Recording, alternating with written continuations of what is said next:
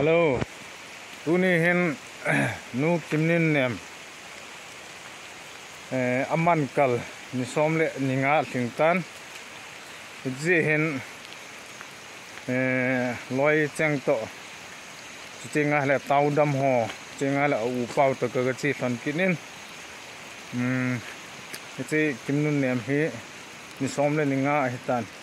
a hen la tu chana hi ma cha thu de lo kimu de lo tau ram hon ase dan che hilawang ni somle ni nga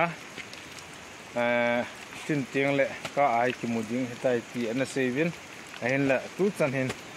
mu hi de hi la yin je hen ti chan chan phau tam i ti tam ti hi loi le gol ten het nom chi ni ta sanomin je chun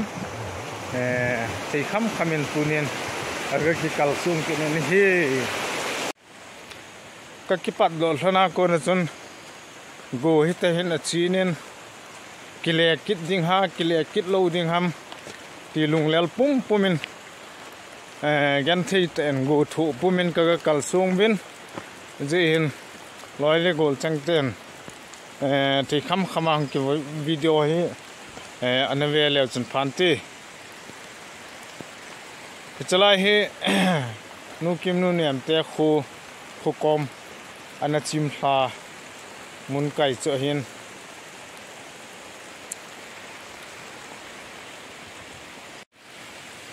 chalai hi agam giu cho hitan aman ni a chu hi chalai a mi khat to kitu a hi chalai mun ta he kadin na mun ta mi khat to kitu a he che mi pa chun hoya na chi dhamati a hele langaw ka chi ding hi ka khowa chi ding ka hi ti a anati a khyo khen aga do lai ta akeng ko khaw aga hi lai ta chu he chala ha ko na mang a hitai he chalang he zone ding he nu kimnunnem chu ama jong lungdonga akeng ko khaw khi a ka anaman ding cha lungdonga elang chan ha ga vet na amu de lo hongkile ke na khomi ho ga sei pi wa apet pe na holova hiche a holwa ko na zu tu ni somle ni nga thingta a hen la koi ma chan mu de lo he lungim ta a hitan hen loi le golte chu te nga la pa ma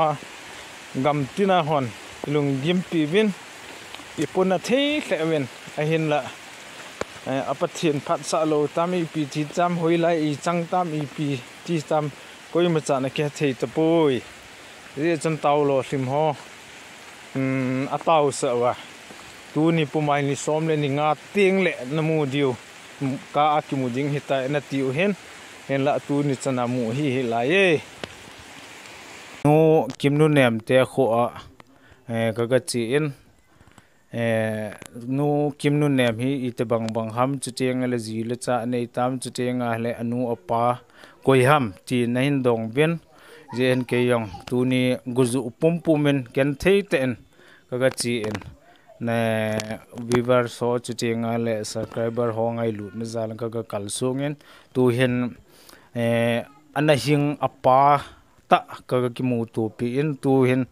achin achai hi jong le chomcha chai le thil kain do den aman nung jong lung set ten hi che question ho he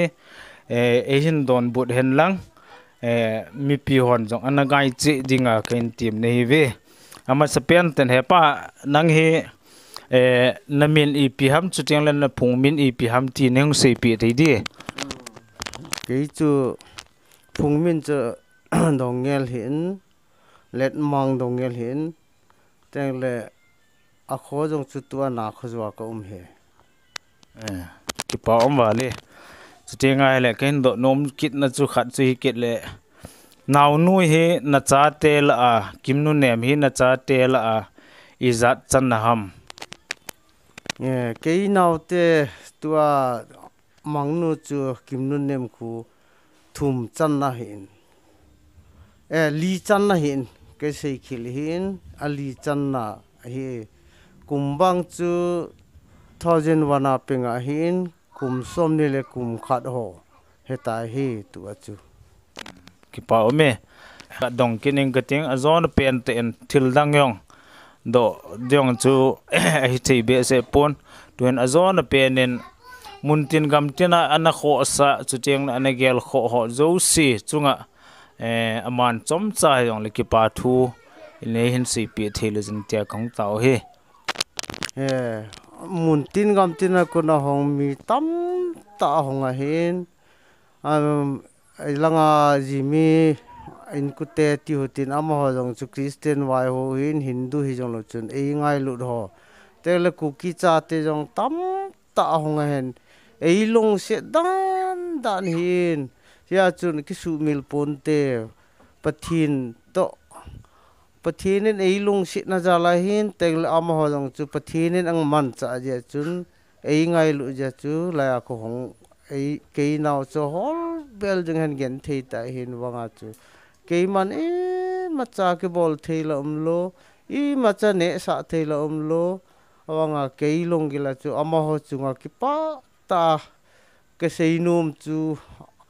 long sit na jala ngai lu na jala chan ge thil ki bol ja chu ama ho chunga ki pa mo ke sei num he tunin mi chang he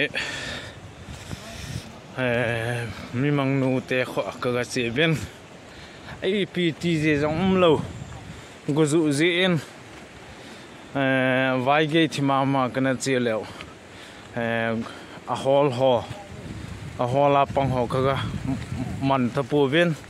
ka hum ta pu ben khu phat na ta he ain wa samon thu ham yo teng la tau no yong ka man pi ben tu hin ka ke le ta ve chelai khu hi na kho khu hi road thun lo na hen ni dang ha chi chelai khu hi chelam pi a he gari auto chu teng tata mobile ho ga lu na a hen la mun chim ji en tuin a lut ta pon pai kenga ka wa le vin hi chelai si gam ho si hai mi hol hon cheng yeng o hitan hen la mu hi lai tu nin jong hol kit ven hin la guzu ji am chun